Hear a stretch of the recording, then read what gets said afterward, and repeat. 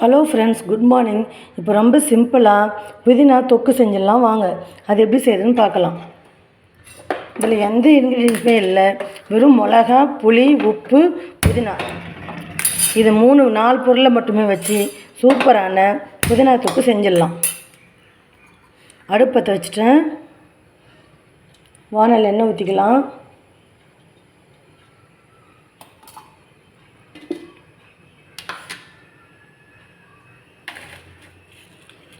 அஞ்சு வரமிளகா,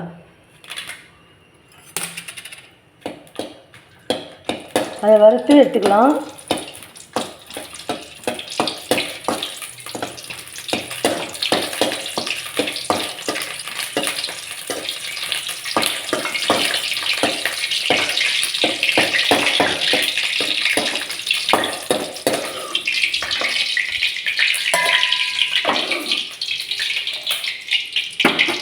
இப்போ க்ளீன் பண்ணி வச்சுருக்கிறேன், அலசி க்ளீன் பண்ணி வடிகட்டி வச்சுருக்கிறேன் புதினாவை இந்த எண்ணெயிலே சேர்த்துக்கிறேன்.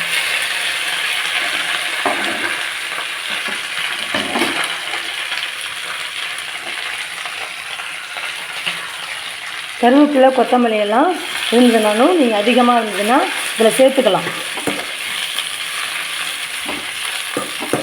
போன வாரம் வாங்கின கருவேப்பிலை, கொத்தமல்லி கொஞ்சம் இருந்தது. புதுசு வாங்கினவனே அதையும் இதில் நான் சேர்த்துருக்கேன். கொஞ்சம் கொத்தமல்லியும் கொஞ்சம் கருவேப்பிலையும். புதினா நான் ஒரு கட்டு. இப்போ இந்த மிளகாயில் ஒரு நெல்லிக்காய் அளவு புளி சேர்த்துக்கலாம்.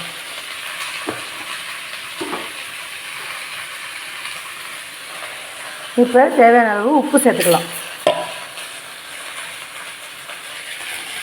புதினா நல்லா வதங்கட்டும்.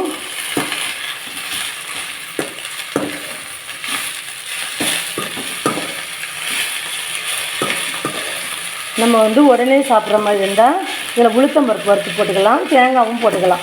ஆனால் இப்போ வேணாம் அப்படின்னா நம்ம வச்சு சாப்பிட்ற மாதிரி இருந்தால் இந்த மாதிரி தொக்கு செஞ்சிங்கன்னா நல்லாயிருக்கும். இந்த தொக்கு இட்லி, தோசை, சாதத்துக்கு தொட்டுக்க, சாம்பார் சாதம், ரசம் சாதம் மாதிரி தொட்டுக்கிறதுக்கு அந்த மாதிரியும் தொட்டுக்கலாம். அப்படி இல்லைன்னா சூடாக சாதம் வச்சு ஆற வச்சு அதில் இந்த தொக்கை போட்டு கிளறி லஞ்ச் பாக்ஸுக்கும் கொடுக்கலாம். ரொம்ப சூப்பராக இருக்கும். இப்போ இதை அரைச்சிட்டு வந்துடலாம். ஃபஸ்ட்டு மிளகா, உப்பு, புளியை அரைச்சிட்டு வந்துடலாம். மிளகா, உப்பு, புளியை அரைச்சிட்டு வந்தாச்சு. புதினாவும் நல்லா வதங்கி ஆறிடுச்சு. இப்போ இதையும் சேர்த்து நம்ம அரைச்சிட்டு வந்துடலாம்.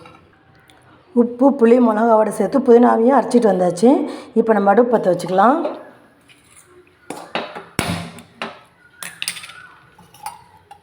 எண்ணெய் ஊற்றிக்கலாம். புதினா அரைக்கும் போது தண்ணி சேர்த்து அரைக்கலாம். ஏன்னா நம்ம திருப்பி இதை வதக்க போகிறோம், அது தண்ணி சேர்த்து அரைக்கலாம், அதனால் தப்பு இல்லை.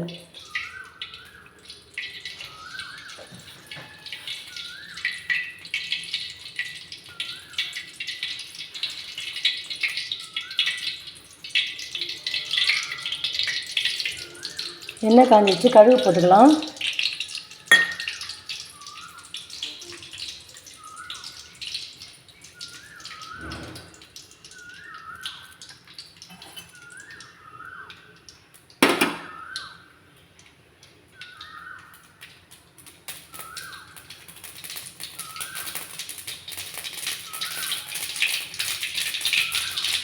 இப்போ நம்ம அரைச்சி வச்சுருக்க புதினா பேஸ்ட்டை இதில் சேர்த்துக்கலாம்.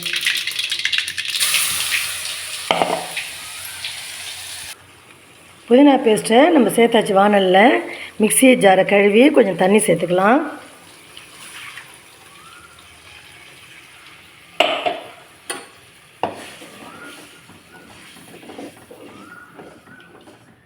நம்ம பிரியாணி வாங்கிறதுக்கெலாம், பிரியாணி செய்கிறதுக்கெலாம் புதினா கேட்போம். அப்போ கொஞ்சம்லாம் தரமாட்டாங்க, ஒரு கட்டையாக தான் தருவாங்க. அப்போ பிரியாணிக்கு தேவையான புதினாவை எடுத்துக்கிட்டு மீதி புதினாவை இந்த மாதிரி நம்ம தொக்கா செஞ்சு வச்சுக்கிட்டா அவசரத்திற்கு ரொம்ப உதவும். சாதம் வடித்து அதில் போட்டு கிளறி பசங்க லஞ்ச் பாக்ஸாக கொடுத்துன்னு போகலாம். வேறு எதுவுமே சேர்க்க தேவையில்லை. ரொம்ப நல்லாயிருக்கும். ஒரு வாரம் இருந்தாலும் கெட்டு போகாது. இது நல்லா வதங்கி தண்ணியெல்லாம் சுண்டி எண்ணெய் மேலே வரும், வானலில் ஒட்டாமல் வரும். அந்த ஸ்டேஜில் நம்ம நிறுத்தி ஆற வச்சு எடுத்து வச்சுக்கலாம். இங்கே பாருங்கள் ஃப்ரெண்ட்ஸ், தொக்கு நல்லா கொதித்து பாத்திரத்தில் ஒட்டாமல் எண்ணெயெல்லாம் பிரிஞ்சு வந்துருச்சு. தொக்கோட கலர் எப்படி இருக்குது பாருங்கள். இது ரொம்ப நல்லாயிருக்கும். என்னடா இதில் எந்த பொருளுமே அதிகமாக சேர்க்கலைன்னு நினைக்காதீங்க. உப்பு, புளி, காரம் கரெக்டாக போட்டோம்னா இந்த தொக்கு வந்து வீணாகாமல் ஒரு வாரத்துக்கு அப்படியே இருக்கும். நம்ம சாதம் பிசையும் போது போட்டு கொஞ்சம் எண்ணெய் வேணால் ஊற்றி பிசைஞ்சு கொடுக்கலாம். ரொம்ப நல்லாயிருக்கும். இந்த வீடியோ உங்களுக்கு பிடிச்சிருந்தா லைக் பண்ணுங்கள், கமெண்ட்ஸ் பண்ணுங்கள், ஷேர் பண்ணுங்கள். ப்ளீஸ் என் சேனலை சப்ஸ்கிரைப் பண்ணுங்கள், பெல் பட்டனை ப்ரெஸ் பண்ணுங்கள். அப்போ தான் நான் போடுற வீடியோ உடனுக்குடன் உங்கள் நோட்டிஃபிகேஷன் காட்டும். Thank you friends. பாய்.